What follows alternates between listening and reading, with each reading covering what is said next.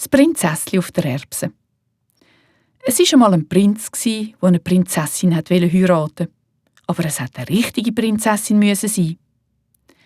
Er ist in der ganzen Welt herumgereist, um eine zu finden, aber keine hat ihm so richtig gepasst. Prinzessinnen hat es zwar genug gegeben, aber ob es auch richtige Prinzessinnen waren, das hat der Prinz nicht so genau herausfinden. Immer hat es irgendetwas gegeben, das nicht so ganz gestimmt hat. So ist er ganz traurig wieder heimgereist, weil er doch so gern eine richtige Prinzessin gefunden hat. Einmal an einem Abend hat es ganz fest gewittert. Es hat blitzt und donnert und Pimpfäden geregnet. Gefürchtig war es. Da hat es an das Stadttor geklopft und der alte König ist aufmachen. Draussen ist eine Prinzessin gestanden. Aber du liebe Zeit, wie hat die ausgesehen? Flotschnass war sie, das Wasser ist nur so an ihr heruntergelaufen.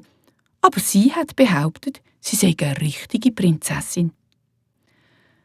Das finden wir gleich raus, hat die alte Königin gedacht, hat aber nichts gesagt, sondern ist ins Schlafzimmer gegangen, hat den ganzen Inhalt aus dem Bett rausgenommen und hat eine Erbse auf den Boden vom Bettgestell gelegt. Dann hat sie 20 Matratzen genommen, hat sie auf die Erbse gelegt und noch 20 mit Gänsefederli gefüllte Bettdecken draufbiegen. Und darauf hätte jetzt die Prinzessin schlafen. Am anderen Morgen hat sie die Prinzessin gefragt, wie sie denn geschlafen hat. «Miserabel», hat die Prinzessin gesagt.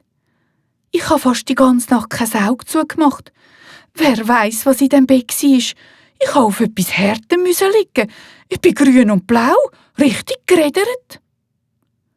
Und daran hat man jetzt ganz deutlich sehen, dass sie eine richtige Prinzessin war, weil sie durch die 20 Matratzen und 20 Bettdecken durch die Erbsen gespürt hat.